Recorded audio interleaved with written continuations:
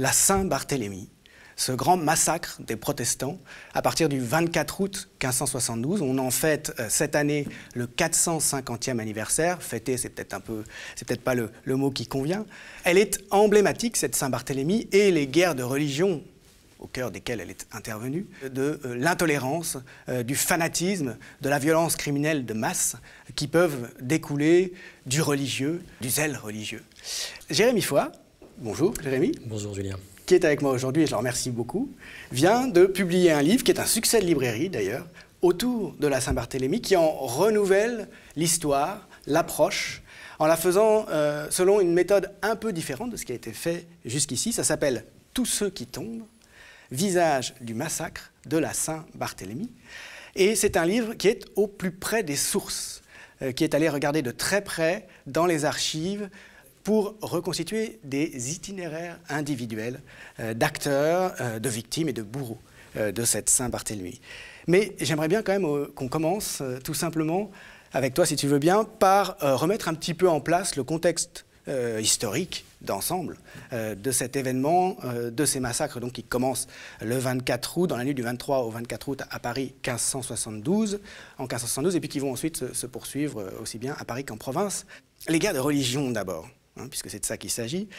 Tu en es spécialiste depuis très longtemps, tu as fait un premier livre sur les édits de pacification qui ont ponctué, pour tenter justement de mettre fin aux guerres, cette période-là, des guerres de religion. Ils interviennent alors que donc on est en état de guerre civile parce que la population du Royaume de France, pour une petite partie au moins, a embrassé une autre, non pas peut-être une autre religion, mais une autre confession. C'est ça. On peut revenir un petit peu, tu peux reprendre un peu depuis le début, qu'est-ce que c'est que ça? Pourquoi est-ce que tout à coup il y a des protestants?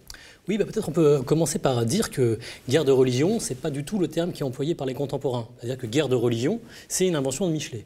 C'est une invention de Michelet, notamment pour dire que le responsable de ces problèmes, c'est la religion, hein, dans un contexte, si tu veux, de lutte en faveur de la République. Et de laïcisation de la société. Donc, contre le parti clérical, contre le le catholicisme, etc. Donc Michelet, à dessein, dit guerre de religion. Mais les contemporains ne disent pas du tout ça. Les contemporains, ils utilisent deux termes, guerre civile, qui fait écho aux guerres civiles à Rome dans l'Antiquité et en Grèce dans l'Antiquité. Donc quand eux pensent ce qu'ils vivent, ils se tournent vers l'Antiquité pour penser des guerres entre Grecs ou des guerres entre Romains. Ici, c'est des guerres entre Français. Et puis ils parlent de troubles. Le mot qui revient tout le temps, c'est les troubles. Alors, qu'est-ce que c'est?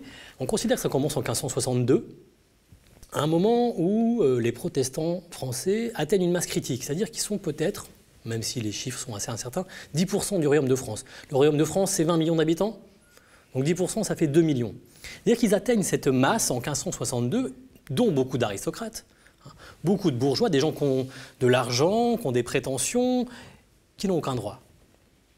En tant que protestants. En tant que protestants, ils n'ont pas la liberté de conscience, ils n'ont pas la liberté de culte, ils ne peuvent pas acheter, ils ne peuvent pas avoir d'office. Donc on atteint cette masse critique où ils commencent à revendiquer. Et en 1562, il va y avoir une révolution. Cette révolution, elle est initiée par la reine-mère. La reine-mère, c'est Catherine de Médicis. C'est la mère du roi. Le roi, c'est Charles IX. Catherine de Médicis dit « Si on veut éviter les guerres, si on veut éviter les troubles, si on veut éviter que le sang s'épanche sur le Royaume de France, il faut leur donner des droits. » Mais alors, pourquoi est-ce qu'au moment où on en arrive à cette masse critique de 10% de la population, à peu près, qui a adhéré au protestantisme et qui risque donc de se mettre à revendiquer des droits, comment est-ce qu'on en est arrivé là? Depuis quelques décennies, donc, il y a des gens dans le Royaume de France qui, et c'est la première fois dans l'histoire j'allais dire presque millénaire, en tout cas séculaire, du Royaume de France, qu'il y a une partition, c'est ça, une divergence religieuse. Oui, c'est les effets en France de ce qu'on appelle le schisme luthérien. Martin Luther, qui en 1517, c'est une date célèbre, publie sur l'apport du château de Wittenberg les 95 thèses, les fameuses 95 thèses qui critiquent les abus du catholicisme, les abus de l'Église catholique. Le but de Luther, à l'origine, c'est pas de créer une Église, mais finalement acculé, et notamment acculé par les refus de Rome de reconnaître ces critiques des abus du catholicisme, Luther finit par créer une nouvelle religion, une nouvelle confession. Alors c'est d'abord dans l'Empire, ce qu'on appelle l'Empire, c'est l'Allemagne actuelle. Et puis ces idées nouvelles, qui critique, par exemple, l'existence des saints. Pour Luther, les saints catholiques n'existent pas. Qui critique même l'existence d'une église. Pour Luther, il y a Dieu et puis il y a des fidèles. Et entre les deux, rien. Donc, avec Luther, le clergé, l'église, les richesses de l'église disparaissent. Ces idées nouvelles, les idées de Luther, elles sont peu à peu introduites via les universités, via les livres. C'est aussi un moment de révolution médiatique, c'est ça le XVIe siècle, une révolution médiatique. On vient d'inventer l'imprimerie et des idées qui, au Moyen-Âge, comme tu le sais, mettaient longtemps à se diffuser parce que ces idées, elles étaient recopiées et l'Église conservait bon an mal an le monopole sur la diffusion des idées. Avec l'imprimerie, les idées, c'est le capitalisme qui s'en saisit. C'est-à-dire que les idées, elles circulent si elles se vendent. Et donc Luther, qui, 2 siècles auparavant, aurait eu ces idées-là sans ce moyen révolutionnaire qu'est l'imprimerie, aurait sans doute crié tout seul. Mais là, il ne crie pas tout seul, il crie avec cette révolution médiatique. Ces idées-là, elles arrivent en France dans les années 1520, 1530. Un Français s'en saisit, il s'appelle Calvin. Il va devoir s'exiler à Genève pour diffuser ces idées. Elles séduisent les Français notamment pour des raisons religieuses. Denis Crouzet dit que le protestantisme donne une réponse particulièrement efficace à l'angoisse des catholiques. L'angoisse des catholiques au XVIe siècle, elle est très vive. Cette angoisse, c'est est-ce que je vais être sauvé? Est-ce que je vais aller au paradis? Et que faire pour être sauvé? Quand on est catholique, on a toute une série de gestes à disposition pour être sauvé. Des processions, on peut se fouetter, on peut être charitable, on peut éviter de commettre des péchés. On a toute une série d'armes à sa disposition qui permettent à la créature éventuellement de négocier son salut. Pour Luther, puis surtout pour Calvin, tout ça disparaît. Que faire pour être sauvé? Rien. Rien. C'est Dieu. La doctrine de prédestination. Prédestination, c'est Dieu qui décide. C'est Dieu qui décide. Ceux qui sont damnés, qui iront en enfer de toute éternité, et ceux qui sont sauvés. C'est-à-dire que Calvin, Luther d'abord, puis Calvin va soulager les croyants du XVIe siècle de leur responsabilité dans le salut. C'est Dieu qui sauve. Et cette espèce de sas de désangoissement, ça va séduire énormément de fidèles, et ça va voyager en France progressivement, d'abord dans les villes d'imprimerie, dans les villes d'université, Orléans, Toulouse, Paris, bien sûr. Ça va séduire des aristocrates. On considère qu'il y a un lien entre l'adhésion au protestantisme et le niveau d'alphabétisation, car ces idées qui disent qu'on n'a pas besoin des curés pour faire notre salut. La seule chose dont on a besoin, c'est la Bible. Dieu et son Fils Jésus ont donné une chose aux hommes pour se sauver, c'est la Bible. La Bible seule sauve. Dieu seul sauve. Avec le protestantisme, s'effondre le clergé, s'effondrent toutes les médiations, et ça va séduire beaucoup les aristocrates, ça va séduire beaucoup les bourgeois qui sont persuadés d'être les acteurs de leur réussite. Et là, on leur dit, là, vous avez une religion où vous êtes débarrassés de toutes ces contraintes qui vous obligeaient à faire des... Bref, en 1562, on arrive à 10% et une tension très très forte en France, parce que tous ces gens qui sont fiers, qui sont riches, qui sont puissants, en tant que protestants, ils ont zéro droit. C'est intéressant parce que de la manière dont tu as présenté le choix finalement d'adhérer ou non, ou les critères qui faisaient qu'on devenait ou non protestant, tu as commencé en disant que c'est une affaire d'angoisse liée au salut, et puis tu as poursuivi en expliquant qu'il y a quand même des critères sociologiques qui expliquent des régularités, disons, dans le choix d'adhérer ou non, qui ne relèvent pas seulement du purement religieux. Et ça, c'est un débat historiographique, c'est une interrogation qui me semble importante pour tout le monde. C'est un débat qu'ont les historiens. Est-ce que c'est une affaire purement spirituelle que de faire une option religieuse ou une autre, ou est-ce qu'il y a des critères qui en réalité ne sont pas purement religieux, mais sociaux? C'est un débat qui est aussi vieux que le schisme luthérien. C'est-à-dire qu'au début, une des premières thèses, c'est la thèse des abus de l'Église. Le protestantisme a été inventé par Luther car l'Église était pécheresse. Elle commettait des abus, les prêtres se mariaient, ils avaient des enfants, ils étaient très riches. Bon. La thèse qui est sous-tendue par celle des abus de l'Église, c'est une fois ces abus corrigés, et ça c'est la contre-réforme, la réforme tridentine à la fin du XVIe siècle, une fois ces abus corrigés, le protestantisme n'avait qu'à disparaître. C'est ce que le catholicisme va retenir en disant voilà, on se réforme, et le protestantisme, ces gens-là doivent revenir au bercail. Exactement. Bon, c'est pas ce qui s'est passé, ce qui montre que, en réalité, en grande partie, Luther n'accusait pas l'Église de mal vivre, mais de mal croire. et qu'il y avait un fond religieux. Ceci étant, depuis, on a énormément travaillé sur les contextes socio-économiques qui ont pu pousser certains groupes professionnels ou certaines personnes à passer plus facilement au protestantisme. Est-ce que ce sont les riches qui passent au protestantisme? C'est par exemple la thèse d'un historien qui s'appelle Pierre Chaunu.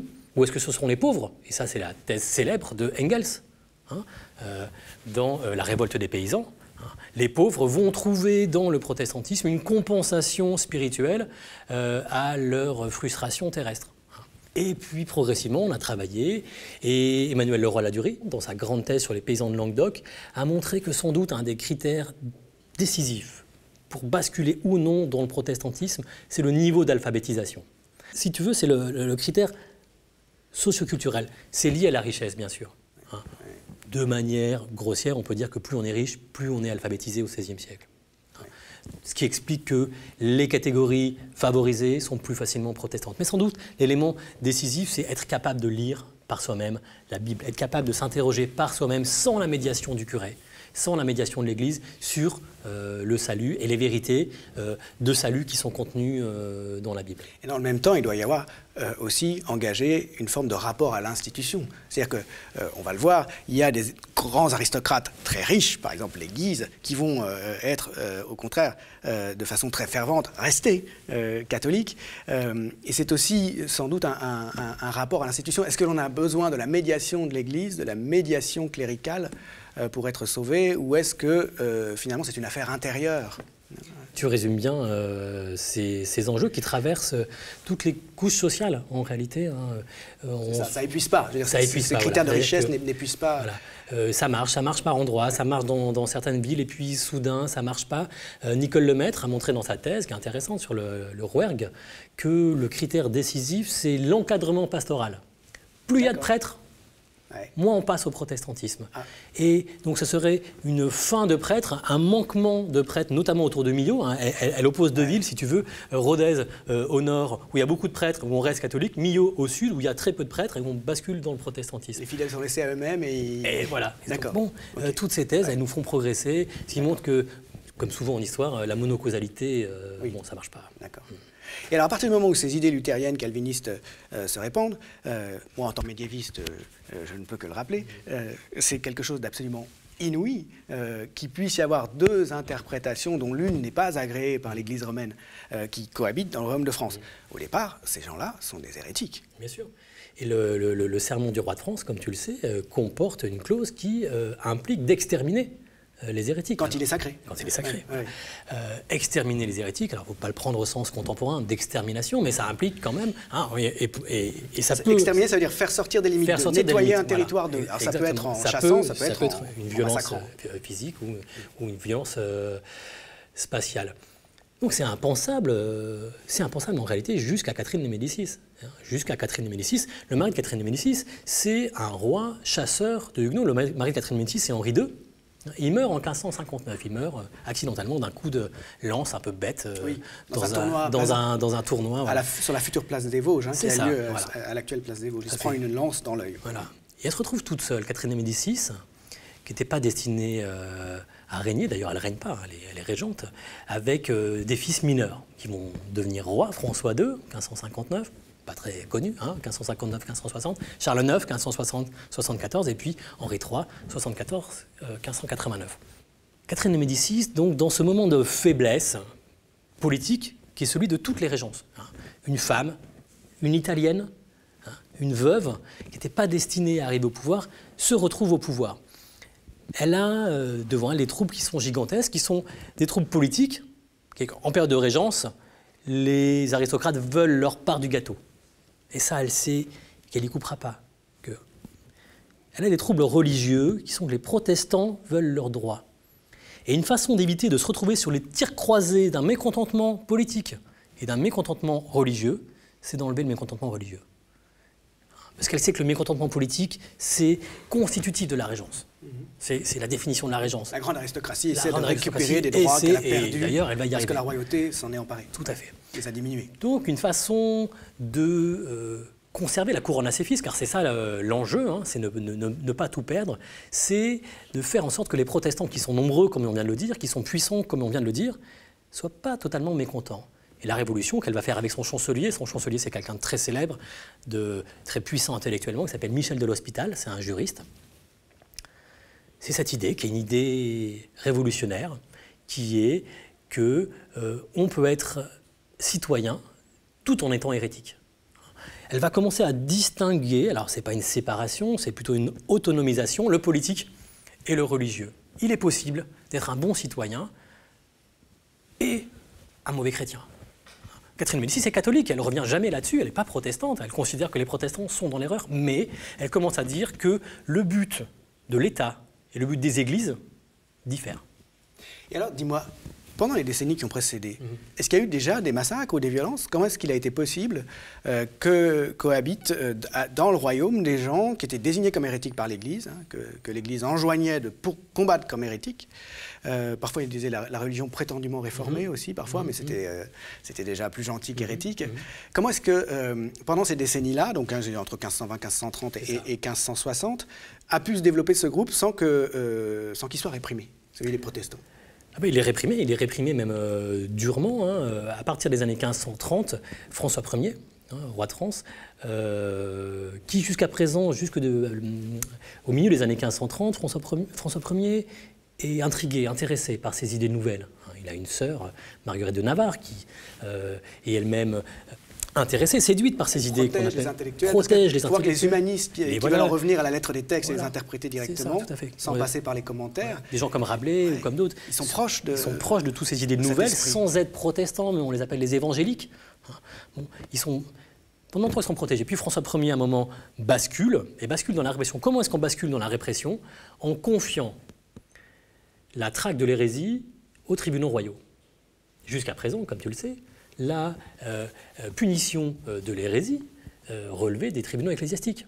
Bon, les tribunaux ecclésiastiques au début du XVIe siècle ne sont pas super efficaces en France. Mais c'est ça, c'est la spécificité française. Voilà, parce qu'ils le sont beaucoup plus en Italie ou en Espagne. Voilà. Mais la différence, c'est que la royauté française, très puissante, n'a pas toléré qu'une juridiction aussi forte, aussi détachée, déliée de toute autorité supérieure à part celle du pape, se développe en France. Voilà. Donc finalement, c'est grâce à la puissance de la monarchie française, quelque temps, la faiblesse de l'Inquisition en France. Tout à fait. Alors, faiblesse de l'Inquisition, tribunaux ecclésiastiques à peu près inexistants, qui sont totalement incapables d'endiguer la progression des idées nouvelles. Mais à partir des années 1530, François Ier puis Henri II, son fils, ont décidé de confier la connaissance du crime d'hérésie au Parlement, aux tribunaux royaux. Et là, l'efficacité change complètement. Les parlements ont la capacité de connaître et de punir. C'est ce qui s'appelle, à partir des années 1540 jusque les années 1560, le temps des bûchers. Et par centaines, par milliers, pas par dizaines de milliers, mais par milliers, les protestants sont condamnés au bûcher par les parlements du Royaume de France. Un des constats de Catherine de Médicis, c'est l'échec malgré tout. C'est-à-dire son mari était le champion de la répression protestante. Il a condamné, il a fait via ses tribunaux, via ses parlements, condamné au bûcher des milliers de protestants. Le constat en 1562, c'est que ça n'a pas marché. Ça n'a pas suffi à convaincre les gens de ne pas adhérer. On a 10%, et même une des possibilités, c'est que le spectacle des exécutions est au contraire séduit les spectateurs. C'est le martyre.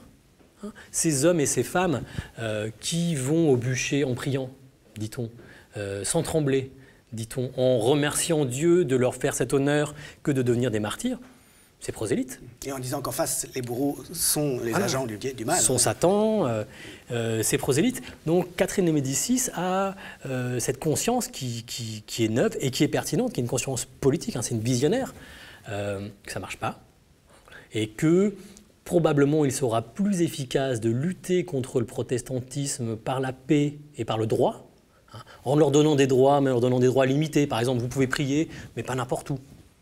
Et en général, on va leur donner le droit de prier à partir de 1562 dans les faubourgs, dans les endroits éloignés des centres, dans les endroits qui sont privés de légitimité institutionnelle, qui sont privés de beauté, privés de richesse. C'est beaucoup plus malin. C'est-à-dire qu'à la fois, on autorise et on légalise le protestantisme et en même temps on lui met toutes les contraintes que le droit permet on les pose sur ces minorités. Donc, pour un historien du Moyen-Âge, ça fait un petit peu penser au statut des Juifs, que voilà, l'Église ne veut pas éradiquer, hein, ne veut pas convertir de force. En théorie, il y a des cas où il y a des tentatives, mais simplement, leur culte est toujours relégué voilà, dans des endroits très discrets, et puis ils ont toutes sortes de tracasseries, avant qu'à un moment donné, on finisse par... D'ailleurs, ça va être un peu la même chose, oui, avant qu'on finisse par les expulser, les spolier, les expulser complètement. Et alors donc, ce que tu racontes là, c'est que Marie de Médicis décide... Catherine, pardon, de Médicis, décide,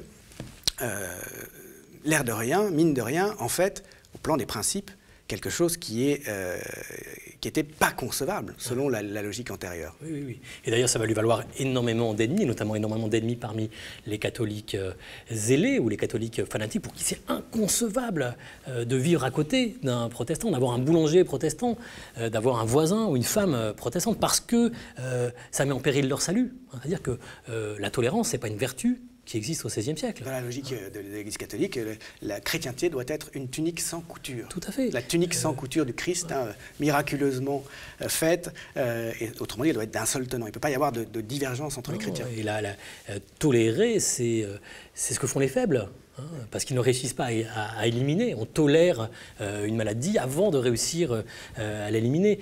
Catherine de Médicis, alors elle n'est pas dans cette idée de tolérance, elle est dans cette idée de coexistence. Les deux cultes, à partir de janvier 1562, c'est l'édit de janvier 1562 qui est vraiment l'édit révolutionnaire. C'est important parce que c'est trop souvent Henri IV qui est crédité de l'invention de la liberté de conscience et de l'octroi de la liberté de culte aux protestants 1598. Parce qu'Henri IV, c'est un homme, hein, et en France, on aime les hommes puissants qui règnent et qui réussissent. Bon, il faut dire qu'en réalité, c'est inventé 40 ans auparavant par Catherine de Médicis, par une femme et par une Italienne. Elle donne ceci, elle octroie ceci, qui est révolutionnaire, en 1562, et ça va durer tout au long des guerres de religion, même si c'est entrecoupé de guerres. Hein. À partir de 1562, les protestants ont une liberté de conscience totale. On ne peut plus, dans le royaume de France, poursuivre quelqu'un parce qu'il croit mal. Alors, dans la limite du protestantisme, hein, je veux dire, on a le droit d'être protestant, pas bouddhiste. Je prends un exemple extrême, mais... liberté déviant à certains égards de la foi chrétienne. Voilà.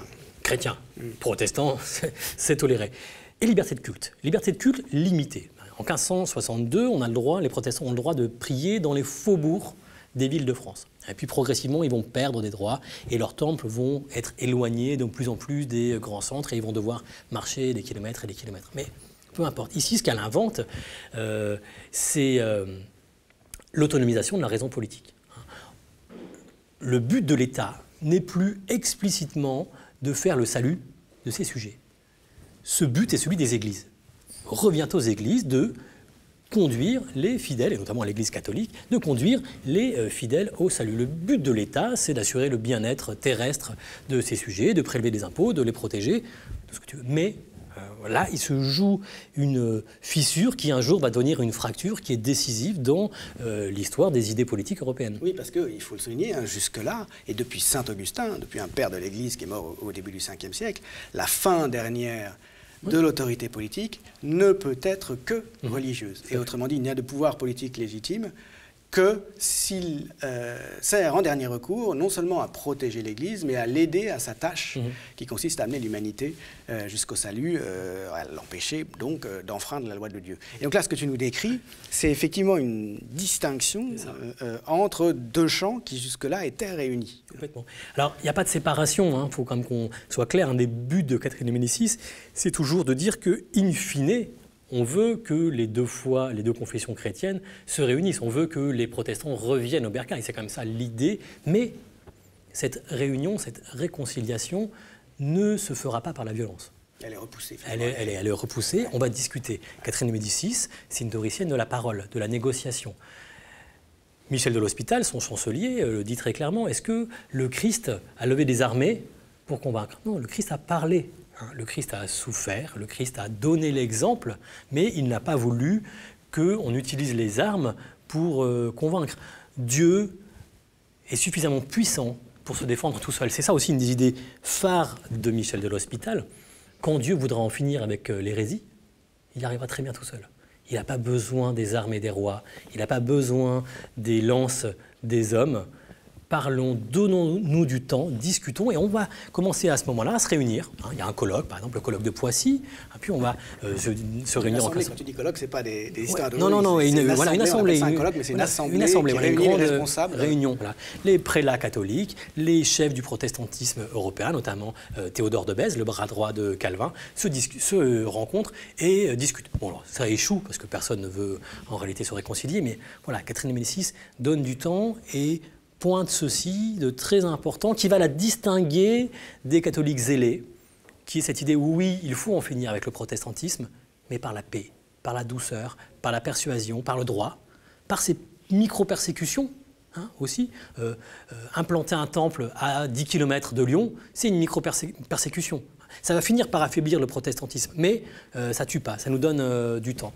Donc les catholiques vont ici se scinder en deux groupes. Le groupe du côté de Catherine de Médicis qui est en faveur de la paix avec les protestants, et le groupe des catholiques zélés qui veulent en finir par la violence, par la force, avec le protestantisme. Et c'est ce groupe-là qui va finir par triompher avec le massacre de la Saint-Barthélemy. J'imagine qu'il va y avoir évidemment des enjeux pour se saisir du pouvoir dans les luttes au sein du Conseil royal, d'autant plus que le roi est jeune et inexpérimenté, et qu'on va instrumentaliser, comme déjà au Moyen-Âge, on a instrumentalisé la lutte contre les hérétiques, éventuellement en inventant, s'il le fallait, en inventant une hérésie des Templiers, entre autres. Là, elle est là, c'est parfait.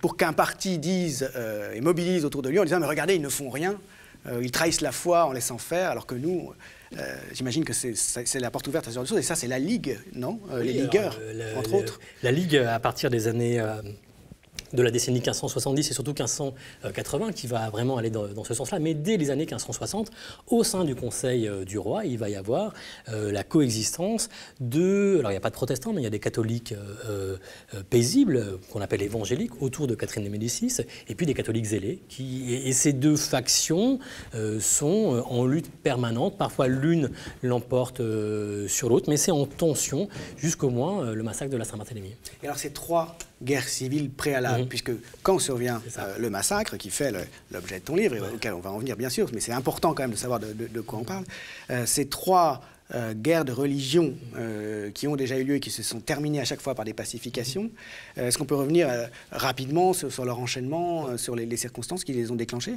Alors il y a eu trois guerres de religion, ou trois guerres civiles, une première en 1562, qui dure un an, une deuxième en 1567 et une troisième en 1568. Bon, celle de 1567, on peut l'oublier, elle est un peu rapide. Focalisons-nous sur les deux premières, c'est les deux plus importantes. La première guerre de religion, elle survient juste après l'édit dont on vient de parler, l'édit de janvier 1562, qui accorde la liberté de conscience et une liberté de culte limitée aux protestants. 3 mois plus tard, en mars 1562, donc 3 mois après l'édit de janvier 1562, des protestants se réunissent à Vassy, dans une petite ville de Champagne, en centre-ville.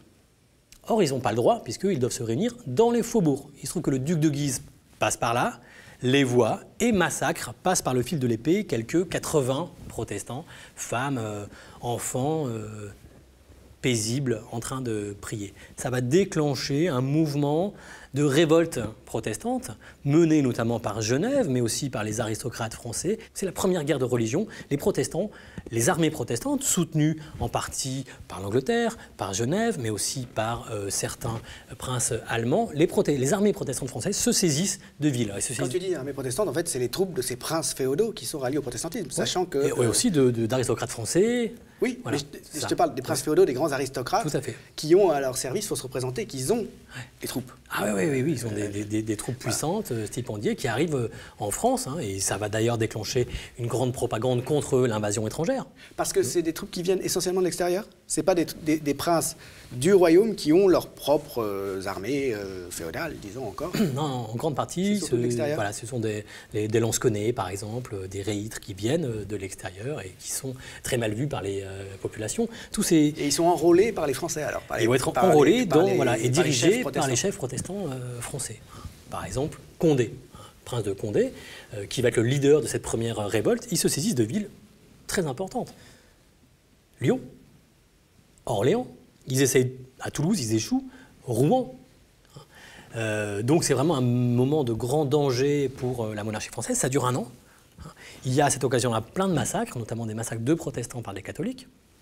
Quand les catholiques reprennent les villes occupées entre guillemets par les protestants, il y a des massacres. Bon, ça dure un an. Et en mars 1563, Catherine de Médicis réussit à faire une nouvelle paix. Les paix, ça fonctionne toujours pareil. On accorde une liberté de conscience totale aux protestants et une liberté de culte limitée. À partir de 1563, les protestants doivent aller prier dans les faubourgs de 2 villes par bailliage. Un bailliage, c'est un gros département, si tu veux. Bon. La paix, elle marche, elle dure 4 ans, 1563, 1567, et puis une nouvelle guerre. Les guerres ont toujours le même principe au temps des guerres de religion. Les protestants sont mécontents, prennent les armes, se saisissent de villes, ils s'opposent aux armées royales. Quand on arrive en 1570, en août 1570, on vient de sortir de la 3e guerre de religion. Catherine de Médicis vient encore. Donc Catherine de Médicis, toute sa vie, c'est une partisane de la paix, une artisane de la paix. En août 1570, elle vient de signer un nouvel édit de pacification qui s'appelle l'édit de Saint-Germain, qui à nouveau donne liberté de conscience et liberté de culte aux huguenots. Ce qui veut dire que quand la Saint-Barthélemy survient, on est en période de paix. Un des éléments clés de l'édit de Saint-Germain, c'est un mariage. Comment faire la paix entre protestants et catholiques ? C'est un grand classique dans l'histoire d'Ancien Régime. Ça vient du Moyen-Âge. On fait s'unir, en espérant qu'il y ait descendance, le chef d'une faction avec l'allié de l'autre faction. C'est ce qui va se passer. Catherine de Médicis donne sa fille, Marguerite de Valois, la sœur du roi, qui est appelée la reine Margot dans l'historiographie, même si elle n'a jamais été appelée comme ça au XVIe siècle. La reine Margot va se marier avec le leader des protestants, Henri de Navarre, futur Henri IV. Mais ça, on ne sait pas à ce moment-là. Que c'est le futur Henri IV, ouais. On ne sait pas encore. Et si on l'avait su, ça aurait été... Probablement, ça aurait mal. On sait déjà qu'il est protestant, donc ça fait énormément grincer les dents. Mais est-ce qu'on sait que dans l'ordre de succession au trône, il est susceptible de devenir roi un jour? Non. À ce moment-là, on ne sait pas. Si on sait que c'est un prince qui est bien placé, mais il y a quand même devant lui, il y a des rois. Hein, oui. Parce que Charles IX va finir par mourir en 1574. Il a un frère encore. Il a un frère encore qui va devenir Henri III, et il a un autre frère qui est le duc d'Alençon. Donc il y a quand même de la marge. Hein. À ce moment-là, on ne peut pas se douter qu'il y a un risque qu'un prince protestant accède au trône. Non, on ne peut pas l'avoir directement. Ça fait beaucoup de catastrophes. Mais c'est déjà très transgressif donc d'organiser cette union. Pour les catholiques zélés, oui, d'autant qu'il faut imaginer, donc le mariage, il a lieu le 18 août 1572. Faut imaginer que Paris, c'est une ville qui a toujours été une exception. Il n'y a jamais eu de liberté de culte des protestants à l'intérieur de la ville. C'est intéressant. Voilà. À Lyon, par exemple, il y avait des temples en centre-ville. Place des Terreaux, par exemple, il y avait des temples. Paris a toujours été une exception. La capitale du Royaume de France ne peut pas, en son sein, avoir des protestants. Et alors là, pour un médiéviste comme moi qui a étudié l'achat des reliques de la Passion du Christ par Saint-Louis pour qu'il les mette à Paris, au cœur de Paris, dans l'île de la Cité, au cœur du palais royal, et construisent la Sainte-Chapelle pour accueillir ces reliques, hein, les emblèmes du pouvoir du roi Christ, auquel la royauté française s'identifie, ça se comprend très bien. Elles y sont toujours, hein, les reliques de la Passion du Christ au cœur de Paris. Et donc qu'il ne puisse pas y avoir d'hérétiques, de pollution, voilà, de souillure dans la ville même de Paris, on voit ça assez bien. Ouais. Donc les Parisiens n'ont pas l'habitude de voir des protestants de manière visible. Il y a des protestants à Paris, il y a même beaucoup de protestants à Paris, mais ils sont clandestins, ils rasent les murs. Le 18 août 1572, avec le mariage, c'est très différent. C'est-à-dire que là, les Parisiens voient arriver dans la ville des centaines, des milliers de protestants qui sont venus pour le mariage, pour la fête, qui sont bien habillés, qui sont contents, qui sont visibles et qui sont visiblement protestants. On a ici la création, à l'occasion de ce mariage, d'un moment de tension très très grande entre les Parisiens qui sont très catholiques, qui seront agités par les Guises notamment, ultra-catholiques, et puis ces protestants contents qui sont là pour célébrer le mariage de leur champion. C'est une situation explosive et puis on sait que ça va finir par déraper. Et alors, c'est dans les jours qui suivent ce mariage, dans les jours qui suivent cette confrontation des Parisiens à l'existence de ces protestants qui sont là, qui ont accompagné le roi de Navarre, Henri, donc, dans sa suite, puisque lui-même est protestant, qu'a lieu l'événement déclencheur de cette Saint-Barthélemy. Il y a un peu de mystère encore, enfin on ne comprend pas complètement, il y a des interprétations historiques divergentes sur les causes de ce qui s'est passé. Oui, alors sans doute qu'on ne saura jamais la raison, et il y a sans doute plein de causes. Hein, comme tous les événements importants comme ça, réduire à une cause unique. Mais bon, les historiens, depuis la Saint-Barthélemy, essaient de déterminer des responsabilités, des causes. Alors comment est-ce qu'on peut poser quelques éléments pour expliquer la chose? 18 août, le mariage. Tous les protestants sont là, sont contents. Une grande partie des Parisiens catholiques ne sont pas contents. 22 août, 4 jours après, attentat manqué contre l'amiral de Coligny. L'amiral de Coligny est un chef militaire protestant, sans doute le plus prestigieux. Il est au Louvre en train de jouer à la paume avec le roi. Il rentre chez lui juste à côté du Louvre, rue de Béthisy, et un tireur embusqué lui tire dessus, lui arrache quelques doigts, mais manque son coup. Coligny n'est pas tué. Coligny peut même témoigner en disant « le coup venait de là ». Assez rapidement, on s'aperçoit que c'est la famille de Guise qui a monté l'affaire. Elle a embauché un tueur à gages qui s'appelle Maurevel, qui est un tueur de roi assez célèbre, un tueur de prince assez célèbre. Il a laissé plein de traces, qui réussit à s'enfuir. Le coup vient des Guises, qui sont des membres du Conseil du roi. Les protestants sont furieux. Les protestants sont furieux et ils sont nombreux à Paris pour le dire. Ce qui va se jouer ici, c'est que ces aristocrates qui sont venus pour le mariage vont accuser Catherine de Médicis de leur avoir tendu un piège. C'est probablement pas le cas. Probablement, c'est vraiment une volonté des Guises de se débarrasser de Coligny à un moment particulièrement opportun. Les barons français, les barons protestants vont menacer de reprendre les armes comme ils l'ont toujours fait. Les guerres civiles dont on a parlé tout à l'heure, qu'est-ce que c'est? Ce sont les princes, les barons protestants qui sont mécontents et qui se saisissent d'Orléans, de Lyon. Ils disent bon, on va faire la même chose. Vous avez voulu vous débarrasser de Coligny, vous avez voulu vous débarrasser de nous, on va reprendre les armes. L'hypothèse qu'on privilégie aujourd'hui est que probablement, dans la nuit du 23 au 24 août 1572, il y a un conseil qui se réunit au Louvre. Catherine de Médicis et ses conseillers décident d'éliminer de manière préventive une vingtaine de chefs protestants pour éviter une nouvelle guerre. Donc Catherine de Médicis, contrairement à ce que l'historiographie protestante a longtemps dit, ne décide pas de tuer les protestants parisiens. Elle décide de faire tuer, alors sous la pression, contrainte, la mort dans l'âme, très difficile à dire, les témoignages sont tout à fait contradictoires. Bref, dans la nuit du 23 au 24 août, le soir, autour de minuit, des soldats sortent du Louvre avec une liste, conduits par les Guises, se rendent chez Coligny et le tuent. Et puis, ils tuent une vingtaine de chefs protestants. Là-dessus, les querelles historiographiques, elles sont interminables. Et notamment la grande thèse, qui était la thèse des protestants, mais aussi celle des catholiques, les uns pour le regretter, les autres pour s'en réjouir, c'est la préméditation. Catherine de Médicis, son fils, même ses fils, son fils Charles et son fils Henri, préméditaient de longue date de se défaire des protestants, et le mariage de la reine Marguerite avec Henri était un piège, un complot pour se débarrasser un guet-apens, quoi. Un guet-apens, voilà. C'est l'historiographie qui était dominante pendant très longtemps. Denis Crouzet, qui est un historien qui a publié sa thèse « Les guerriers de Dieu » dans les années 1990, a complètement changé notre lecture de cet événement en montrant ce que je viens de vous dire, que l'imaginaire de Catherine de Médicis n'est pas du tout celle d'une tueuse, n'est pas du tout celle d'une reine violente. Au contraire, toute sa vie, elle a œuvré pour la paix. À partir de ce moment-là, la Saint-Barthélemy rentre en contradiction avec tout ce qu'on sait de Catherine de Médicis. Jusqu'à présent, avant Denis Crouzet, on voyait la Saint-Barthélemy comme la continuité de la politique machiavélique de Catherine de Médicis. Bon.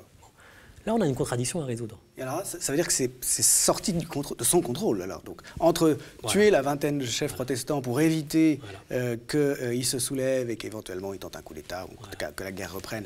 Entre ça, donc c'est les premières heures, finalement, de la nuit du 24, et puis ce qui se passe dans les heures qui suivent, il y a eu... Il faut l'expliquer, oui. Ouais, il y a eu un dérapage, puisque, pour revenir un petit peu, et là on en arrive à l'objet et à l'originalité de ta recherche, à l'apport de ta recherche, il y a plusieurs milliers de Parisiens qui, plusieurs jours durant, alors qu'ils n'ont pas de fonction, qui ne sont pas des aristocrates, qui n'ont pas de fonction militaire au sein du Parti protestant, vont être massacrés systématiquement dans Paris, voilà, dans la suite des heures de la nuit du 24, et puis dans les jours qui se poursuivent. Ouais. Alors justement, c'est ça que j'ai essayé d'apporter, c'est que je pense que grâce à Dominique Rouzet, et à d'autres historiens comme Arlette Joanna ou Jean-Louis Bourgeon, on a abandonné la thèse de la préméditation. On ne considère plus aujourd'hui que le massacre de la Saint-Barthélemy a été prémédité. Bon. Mais il me semble qu'en adoptant cette thèse, qui est juste, on risque de laisser sous-entendre que le massacre surgit de nulle part, qu'il est possible, du jour au lendemain, de massacrer 3000 personnes. Hein, que le massacre tombe du ciel de manière improvisée. Alors moi, ce que j'essaie de tenir, d'articuler, c'est quelque chose qui est difficile à articuler, mais j'essaie de le faire, c'est un massacre qui a été préparé sans être prémédité. Donc c'est d'essayer de tenir, de dire ceci.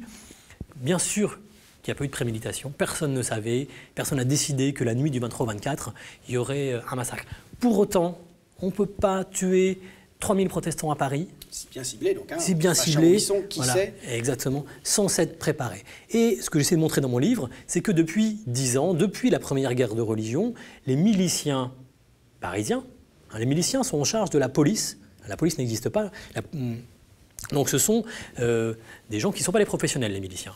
Maintien de l'ordre, quoi. Maintien de l'ordre. Ils sont élus par leurs voisins. Les miliciens sont élus par les... Donc, certains sont orfèvres, d'autres sont brodeurs. Ce sont des bourgeois très bien intégrés. Ces gens-là sont élus. Depuis 1562, ils s'entraînent à persécuter leurs voisins protestants. Alors, ils ne les tuent pas. Mais depuis 1562, chaque fois qu'il y a une nouvelle guerre, eh bien, ils les pillent. Ils les bannissent. Ils les jettent en prison. Ce qu'ils font, et on le voit beaucoup grâce aux archives de la conciergerie, par exemple, qui sont conservées auprès Saint-Gervais. La conciergerie, c'est ce magnifique bâtiment voilà. Qui est au Louvre, en fait, hein, qui est sur l'île de la Cité, mais c'est la prison. C'est la prison du roi, et chaque fois que ces miliciens arrêtent leurs voisins, parce qu'ils ont mangé du cochon en carême, parce qu'ils ont mangé des œufs en carême, parce qu'ils ont... C'est un signe de protestantisme. On ne respecte pas les rites catholiques. On ne respecte pas le jeûne catholique parce qu'ils sont sortis pendant la guerre, parce qu'ils ont marié leurs enfants ou enterré leurs enfants ou leurs parents à la mode de Genève. Bref, tous les prétextes sont bons à ces miliciens pour les harceler. Qu'est-ce que c'est que ce petit harcèlement, ces micro-persécutions qui existent depuis 1562, eh bien c'est jeter en prison, confisquer les biens, fouiller, faire des arrestations arbitraires, des perquisitions.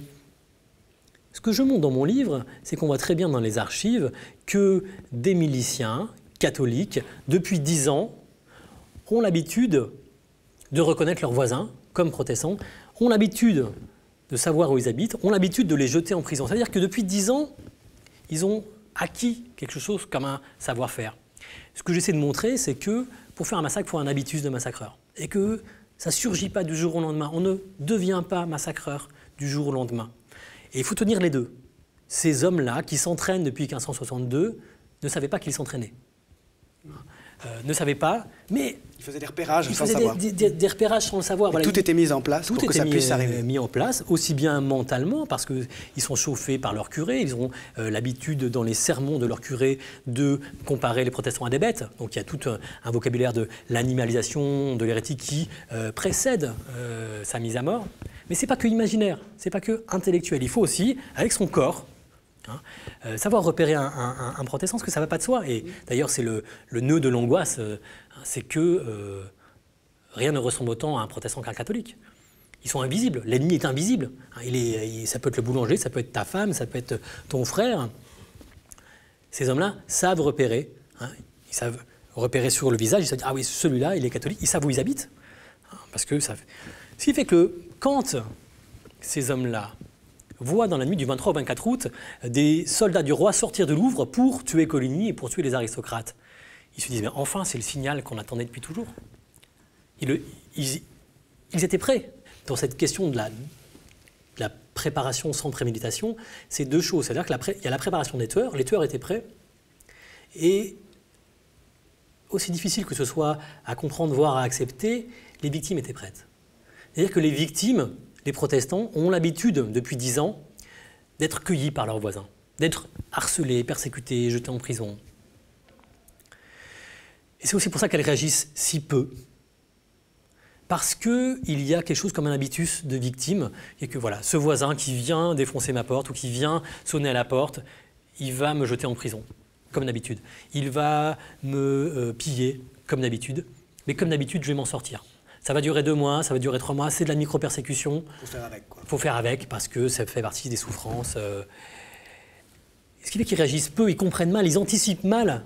Parce qu'il y a quelque chose de paradoxal, qu'à la fois ces gestes ont été 1000 fois faits, 1000 fois entendus, ces voisins ont 1000 fois frappé à la porte.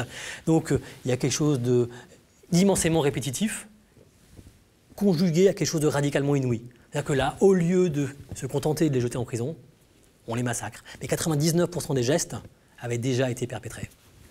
Alors, avant qu'on en vienne plus précisément à la manière dont toi tu as procédé dans les archives pour faire une histoire de ceux qui sont tombés, de ces gens-là, de ces victimes et de leurs bourreaux, peut-être quelques mots quand même sur l'ensemble de cette Saint-Barthélemy, son déroulement général, son bilan, puisque après ce premier massacre parisien qui continue après la journée du 24, hein, les jours suivants, il va y avoir des échos en province avec un décalage. Oui, alors à Paris, ça dure 5-6 jours, le massacre de la Saint-Barthélemy. Mais assez rapidement, les nouvelles arrivent en province. Hein, elles circulent, ce qui fait que les massacres vont se rejouer dans les principales villes de province. Orléans, horrible massacre, plusieurs milliers de personnes. Lyon, 31 août. Et puis, lentement, au fur et à mesure de l'arrivée de la nouvelle dans les villes plus au sud, les massacres se poursuivent. Rouen, en septembre. Qui est une très grande ville. Très grande ville, et qui était une ville qui a été saisie par les protestants. Et ceci avait aussi créé justement une envie de revanche de la part des catholiques. Toulouse, 3 octobre. Bordeaux, 4 octobre. Michelet a une très belle formule. Il dit la Saint-Barthélemy, ce n'est pas une journée, c'est une saison. Et ça va déclencher une nouvelle guerre de religion, donc la 4e. C'est ça. Voilà. Donc c'est un cycle qu'on connaît, un cycle infernal. Les protestants vont reprendre les armes contre les armées royales, et ça va relancer le cycle des guerres de religion. Les guerres de religion, il y en a 8. Hein. Elles sont censées finir en 1598 par le champion de l'historiographie française, Henri IV. Bon, en réalité, ça ne finit pas en 1598, hein, puisqu'il y a des guerres de religion au moins jusqu'en 1629 et l'édit d'Alès, mais en France, on aime bien les hommes forts. Donc voilà, Henri IV est le champion de la paix, il réussit la paix avec l'édit de Nantes, 1598. Il y a cette étape très importante de l'édit de Nantes qui marque une pause, en tout cas, même si la royauté française ne va jamais se satisfaire de ne plus être à la tête finalement d'un royaume uniforme du point de vue de la foi, puisque la fonction du roi reste quand même christique. Et puis les catholiques vont mal le supporter, ils vont quand même assassiner Henri IV.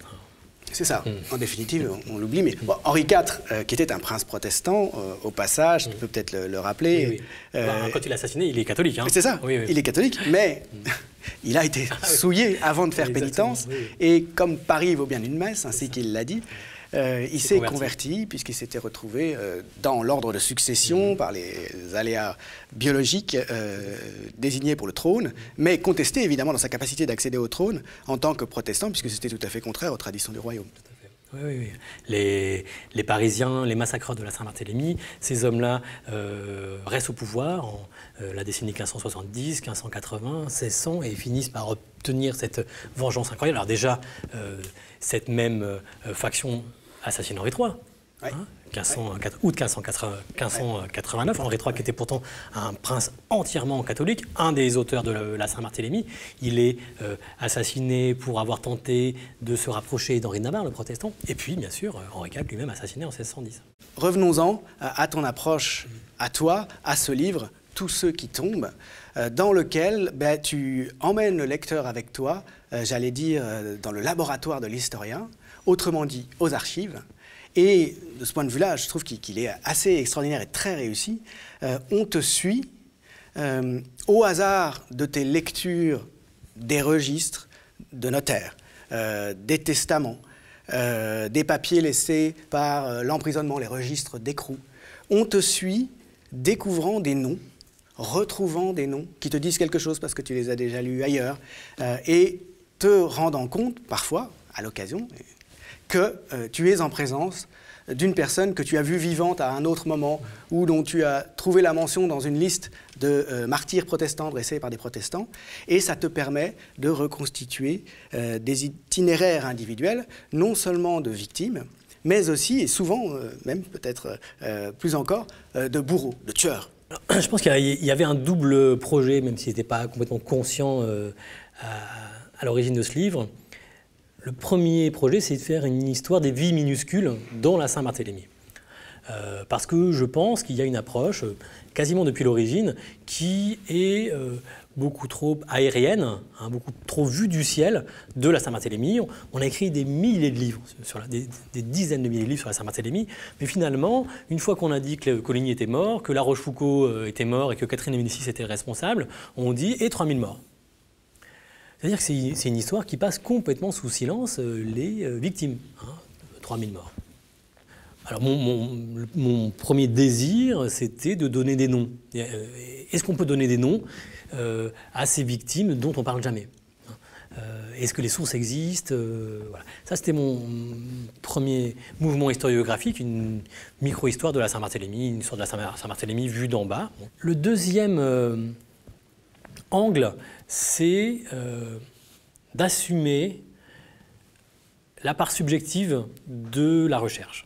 C'est-à-dire de me faire violence, parce que ce n'est pas évident quand on est un historien professionnel, on a la même formation, toi et moi, on nous apprend dès le début à disparaître derrière notre écriture. Nous sommes des savants et notre science est indiscutable. On ne doit pas être perturbé par l'affect personnel pour qu'on soit neutre, bien sûr. Voilà, pour qu'on soit neutre. Et en grande partie, c'est justifié et justifiable.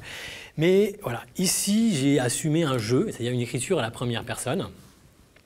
J'ai assumé l'exercice de mise en scène de l'historien en train de chercher aux archives, aussi paradoxalement par un exercice de modestie, en disant l'historien n'est pas omniscient, l'historien n'est pas objectif par nature parce qu'il a un doctorat en histoire, mais il y a des affects qui le poussent. Ces affects sont en partie inconscients. Je raconte dans ce livre l'assassinat d'une amie de ma mère qui me pousse à enquêter sur une victime de la Saint-Barthélemy.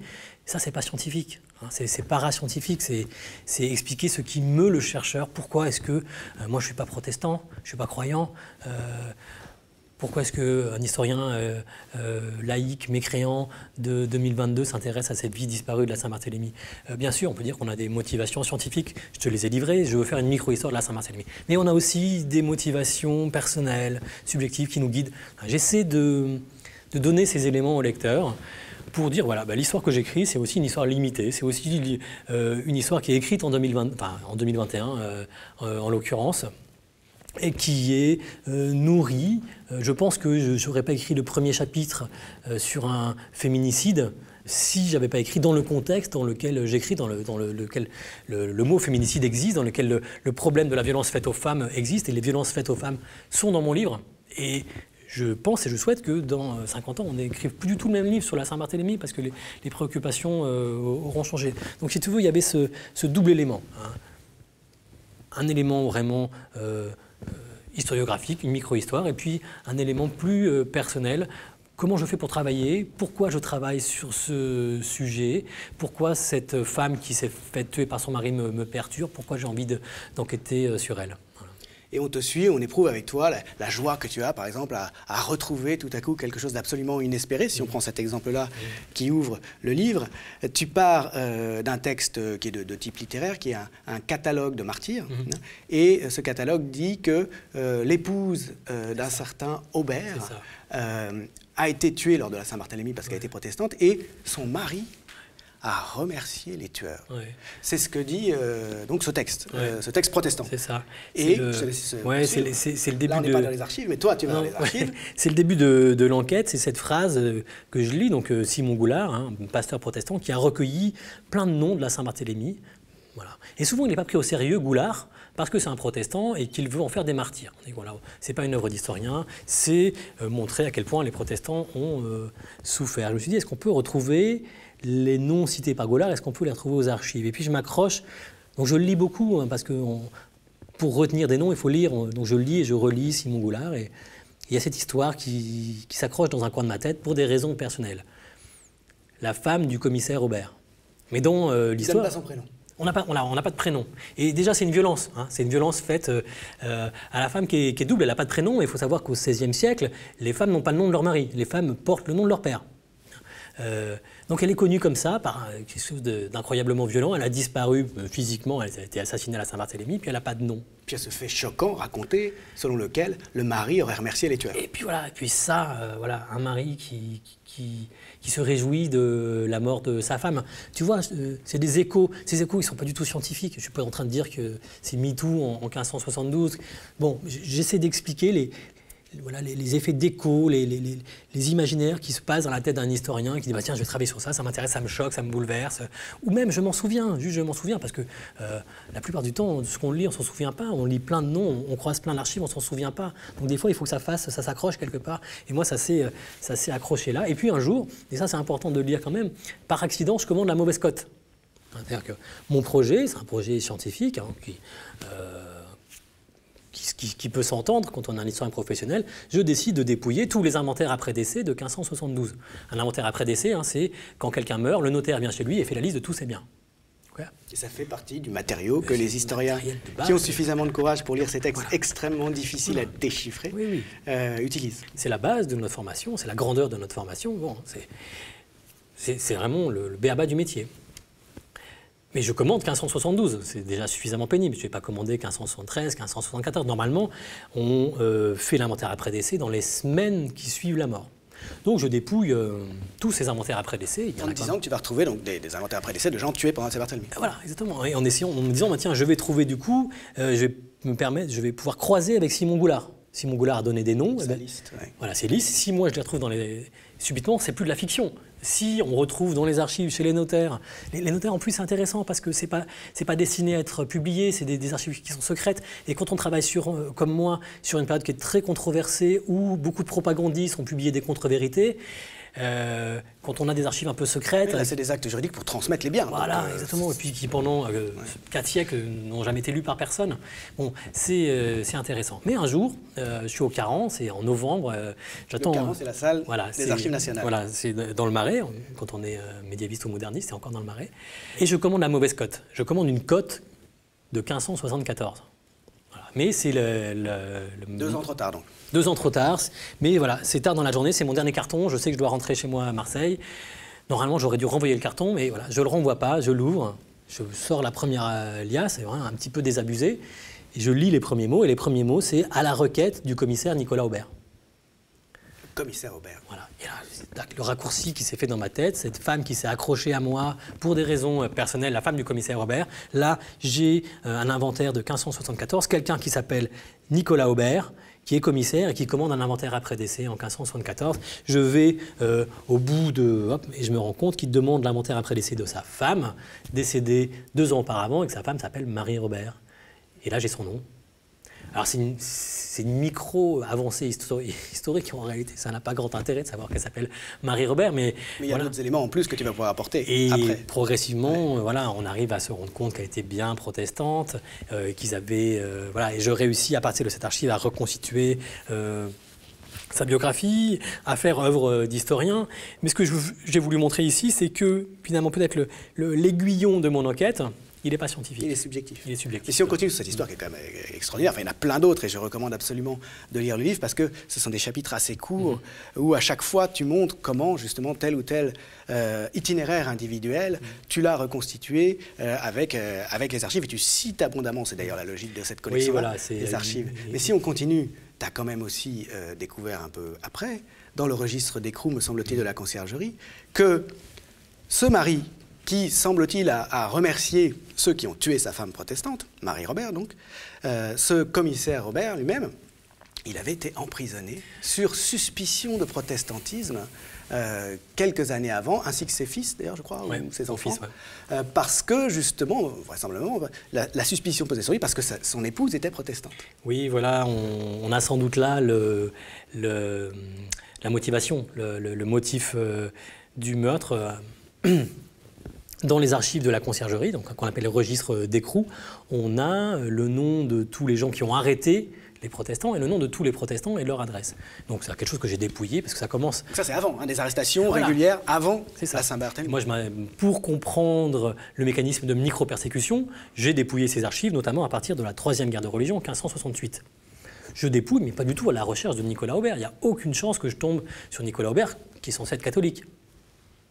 Et puis je tombe sur Nicolas Aubert, arrêté en 1569 à la conciergerie pour avoir recelé chez lui des œufs en période de carême.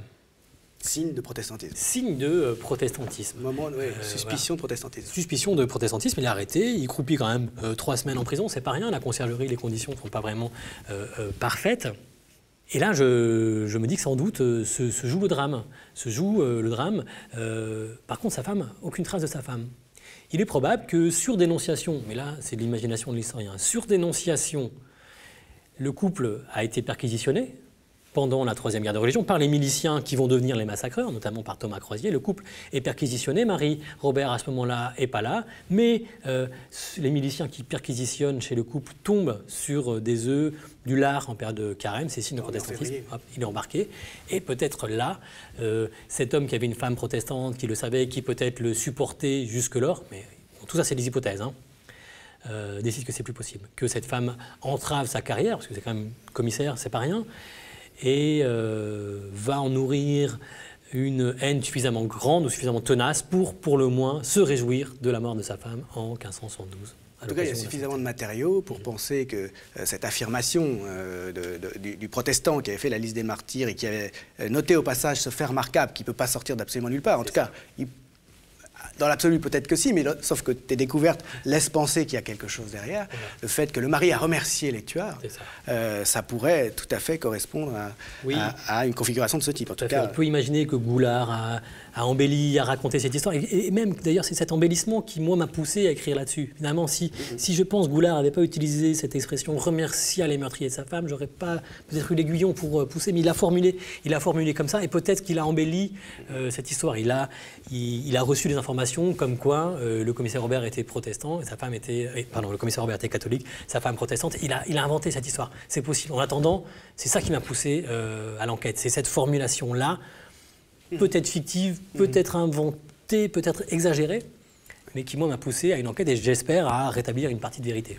Et ce faisant, donc, en enchaînant comme ça, les chapitres assez brefs d'ailleurs, qui se lisent très bien, où tu cites beaucoup les documents d'archives. Alors, en moyen français, c'est pas toujours évident à lire, mais en fait, on s'y fait. Et puis, comme c'est des chapitres assez brefs, et puis que c'est des personnages avec lesquels on devient familier, sur lesquels on en découvre ils reviennent, au fur et à mesure, c'est très agréable à lire.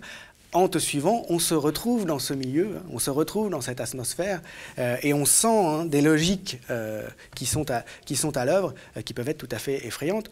Peut-être juste un dernier exemple, cette fois-ci du côté des bourreaux, tu l'as évoqué, le sinistre Thomas Croisier, qu'on retrouve de bout en bout, qui est un massacreur, qui va mourir dans son lit. D'ailleurs, ton dernier chapitre consiste à aller voir ce que sont devenus les massacreurs et en fait...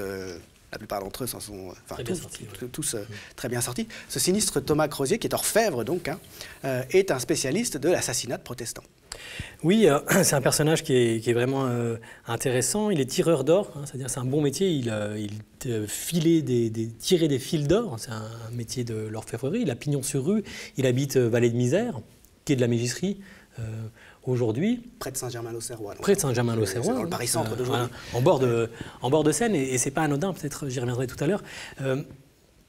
Thomas Croisier m'intéressait parce qu'on le retrouve dans ces registres d'écrou dont on vient de parler. Thomas Croisier, c'est le champion des arrestations de protestants. Entre 1568 et 1570, Troisième Guerre de religion, il arrête plus de 250 protestants. C'est-à-dire que la moitié des protestants arrêtés pendant la Troisième Guerre de religion sont arrêtés par cet homme-là. C'est un stakhanoviste. c'est pas son métier. Il est orfèvre, il fait ça à ses heures. Il a des fonctions électives, de police, de milice dans son C'est quartier, voilà, par intermittence. Mais son métier, c'est orfèvre. Donc, c'est un militant. C'est un militant qui passe ses journées, ses nuits, ses week-ends à traquer les protestants. Et ce qui est intéressant, c'est qu'on voit ici à la conciergerie ses heures et ses années d'entraînement. Cet homme, en août 1572, le soir du massacre, il y a plusieurs témoins qui disent qu'on amenait chez lui les prisonniers protestants, qu'il les passait par les armes. C'était lui qui les tuait. C'est lui qui les tuait. Il s'en est vanté après, d'ailleurs, beaucoup. Il s'en est vanté, il se vante d'avoir égorgé plus de 400 personnes. Et c'est particulièrement intéressant qu'il habite Vallée de Misère, en bord de Seine. Pierre de l'Étoile, un chroniqueur de l'époque, dit qu'il a une trappe en sa maison qui permet de se débarrasser des cadavres directement. Dans la Seine.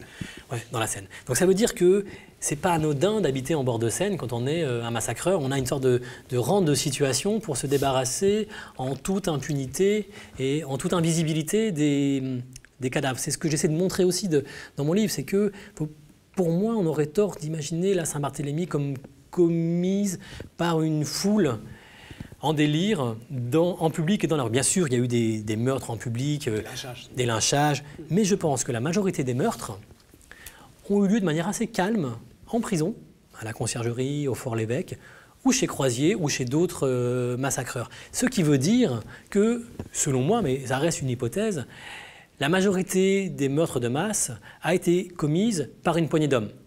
Pas par les Parisiens, et encore moins par le peuple parisien dans son immense majorité. Ce sont de bons bourgeois, Thomas Croisier ou son ami Claude Chenet, qui est brodeur, qui s'entraîne depuis...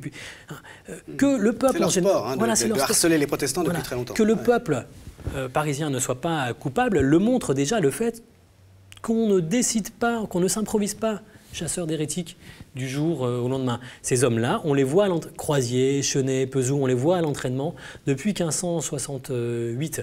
Si on considère que Croisier et tous ses amis de la milice, une dizaine d'hommes, une quinzaine d'hommes, ont chacun, comme ils s'en vantent, tué 100, 200 protestants, on arrive assez facilement à 3000. Alors, quelles sont les implications de ça? Les implications de ça, c'est qu'il n'y a pas une culture religieuse catholique qui s'impose à tous les Parisiens et qui les obligerait à être des tueurs. Que les tueurs ont choisi d'être des tueurs et que la majorité des Parisiens a fait autre chose. C'est aussi ce que montrent les archives, parce que dans ce livre, je montre que c'est quoi les archives de la Saint-Barthélemy? C'est quoi les archives des notaires de la Saint-Barthélemy? La plupart des archives entre le 24 août et le 30 août, ça n'a rien à voir avec le massacre. C'est des gens qui se marient, qui achètent des chevaux, qui achètent des appartements, qui payent des rentes. C'est business as usual, quoi. Exactement, la vie continue. Donc on a un cours ordinaire de la vie qui montre que beaucoup de Parisiens ont fait tout autre chose que massacrer. Et qu'il y a une immense variété d'attitudes possibles dans l'événement Saint-Barthélemy. On a les tueurs d'un côté, Croisier. À mon avis, ils ne sont pas des milliers. On a Croisier, ses coéquipiers, des miliciens, qui tuent. On a des gens qui se réjouissent des morts sans tuer. On a des pilleurs, on a des profiteurs. Et puis, à l'autre extrémité, on a ce qu'on peut appeler de manière anachronique des justes. On a aussi des gens qui sont allés devant notaire pour certifier que leur voisin était un bon catholique alors qu'il était protestant, qui ont fait des faux papiers, qui ont caché. On a des gens qui, sans sauver les protestants, n'ont pas participé à leur mise à mort, ont été dégoûtés intérieurement. Ce que je veux dire, et ça me paraît important comme leçon d'histoire, c'est que même dans des événements paroxystiques comme la Saint-Barthélemy, il n'y a pas un seul sens de l'histoire. On n'est pas conduit, poussé, obligé d'aller dans un sens, et que demeure, même dans des événements aussi forts qu'un massacre, demeurent des marges de liberté qui sont grandes aux acteurs dominants, hein, les catholiques en l'occurrence, que ceux qui tuent choisissent de tuer. Peut-être que pour terminer, on peut dire quelques mots autour de la mémoire, mémoire historiographique, mémoire sociale de cet événement. Tu viens d'assister, de participer à une cérémonie organisée par la mairie de Paris, si j'ai bien compris, et la mairesse de Paris, Anne Hidalgo, avec la création d'un square mémoriel ou mémorial, je ne sais plus. Mémorial, ou un jardin mémorial de la Saint-Barthélemy. Jardin mémorial de la Saint-Barthélemy à Paris. C'est un événement, la Saint-Barthélemy, qui est, je le disais au début de cette émission, considéré comme absolument emblématique du fanatisme religieux, des dangers de la religion, presque on pourrait dire avec un raccourci qui en fait est très couramment pratiqué. Il y a eu une tribune récente d'un philosophe protestant qui s'appelle Olivier Abel dans La Croix pour rappeler à l'occasion du 450e anniversaire de la Saint-Barthélemy que, selon lui en tout cas, l'intolérance est toujours un risque, toujours là. La désignation de groupes, de sous-groupes qui seraient des ennemis de l'intérieur, qu'on passe son temps plus ou moins à harceler, pour lesquels on nourrit toutes sortes de suspicions en permanence, ce type d'attitude collective-là est très dangereux parce qu'il peut déboucher un jour ou l'autre sur ce type de situation si certains, pas forcément la majorité, mais déclenchent la chose, quelque chose comme un massacre. Olivier Abel fait cet article dans La Croix, donc, et levé de bouclier avec un texte en réponse qui paraît assez amusant. D'abord, indignation de tous les tenants de la laïcité hardcore, qui aujourd'hui sont nombreux. On fait de la laïcité une sorte de fonds de commerce, disons-le clairement, dirigé contre cette menace islamiste qu'ils ont tendance à avoir, clairement dirigée contre les musulmans. Levé de bouclier face à cette tribune d'Olivier Abel, et texte qui est publié en réponse d'ailleurs, un texte qui dit, une tribune, je crois, de la libre pensée, de libres penseurs, de gens qui sont dans la tradition de la libre pensée, qui disent, mais il n'y a jamais eu, que l'on sache, de massacre qui ait jamais été perpétré par des laïcs. Les fanatiques, ce sont nécessairement des religieux, et donc nécessairement, raisonnement un peu problématique peut-être, donc nécessairement la ferveur religieuse, ou même la croyance, les signes extérieurs religieux, pourquoi pas, portent en ferment des possibilités de fanatisme. Il y a eu cette réponse-là. Et puis la Saint-Barthélemy, elle a été évoquée aussi par des auteurs, par des polémistes récents ou plus lointains, souvent avec en tête d'autres choses. D'autres minorités. Voilà, avec en tête d'autres minorités, en fait, éventuellement pour approuver, comme l'a fait Drummond, cet antisémite malade, fou furieux mais qui avait un quotidien à la fin du 19e siècle, qui parlait du massacre des Huguenots en l'approuvant, naturellement.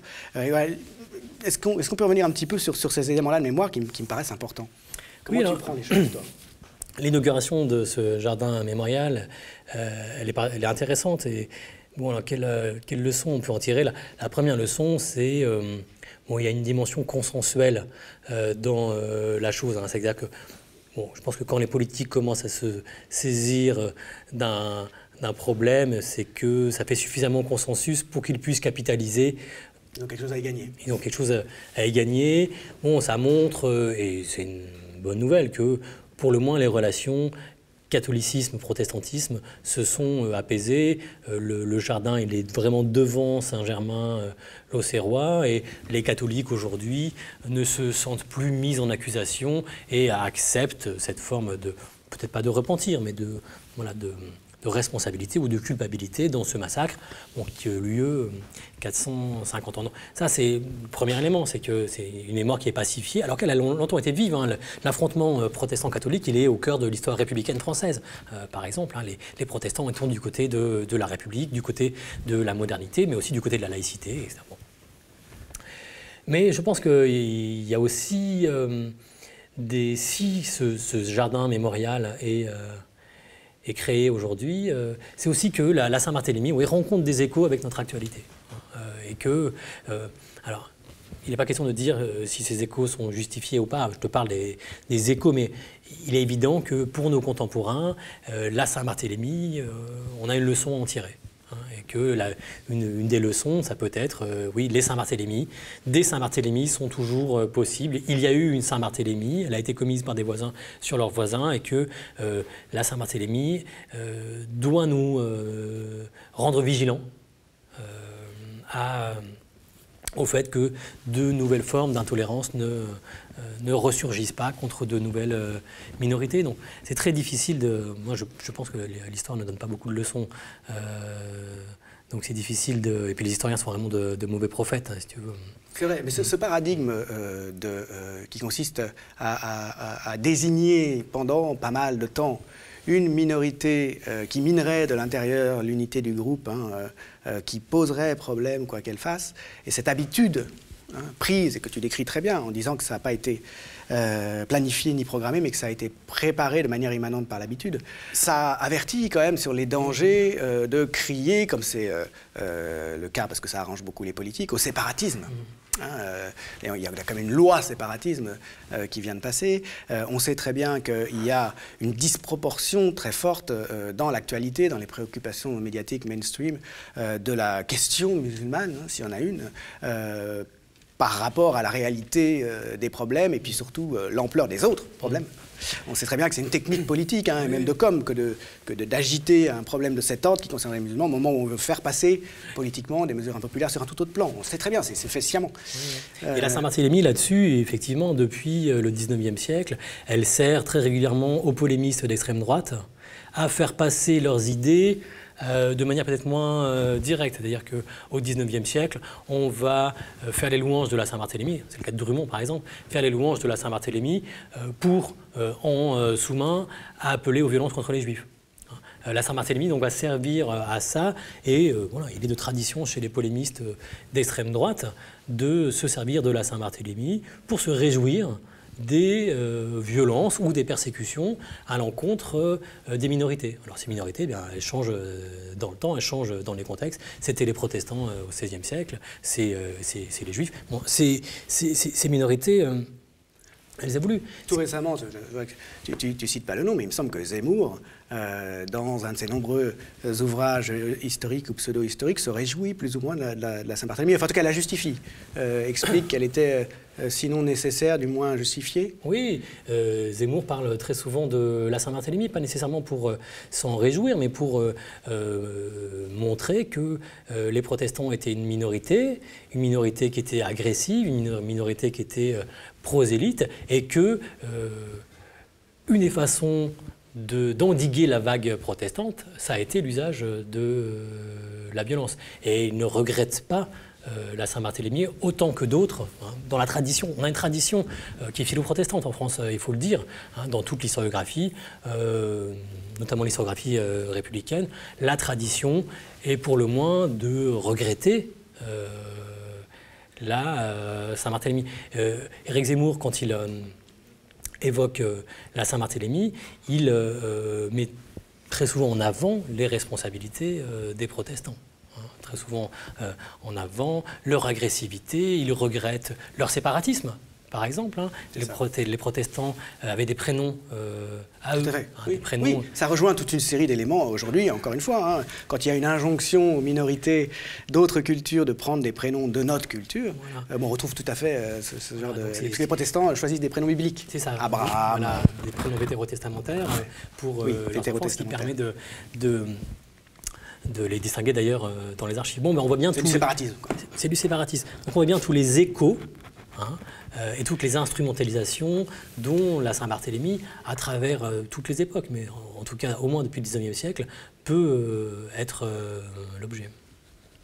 Merci beaucoup, Jérémy. Je recommande vraiment la lecture de ce livre qui développe une démarche d'historien original qui emmène le lecteur et de manière non rébarbative au quotidien avec l'historien qui travaille. Je peux peut-être le dire maintenant qu'on est à la fin de l'émission. Pour moi, c'est d'autant plus touchant que tu travailles sur des sources qui sont extrêmement difficiles à lire, qui requièrent des compétences de paléographie, donc des capacités de lecture des anciennes écritures assez poussées. Or, il y a bien longtemps, quand j'étais tout jeune enseignant, c'est moi qui ai eu la chance, par hasard, de t'initier à la paléographie moderne, dont je n'étais pas vraiment spécialiste d'ailleurs, parce que moi je suis plutôt médiéviste. Enfin, j'avais appris les rudiments de la paléographie moderne à l'école des Chartes, auprès d'Emmanuel Poul, puis de Mark Smith, qui avait la chaire Mark Smith a toujours la chaire, je crois, d'enseignement de la paléographie, et je m'étais retrouvé à t'initier à ça. Très vite, tu es devenu beaucoup plus fort que moi, et c'est ce qui t'a permis de faire ce livre, parce que lire les documents dont il y a des images,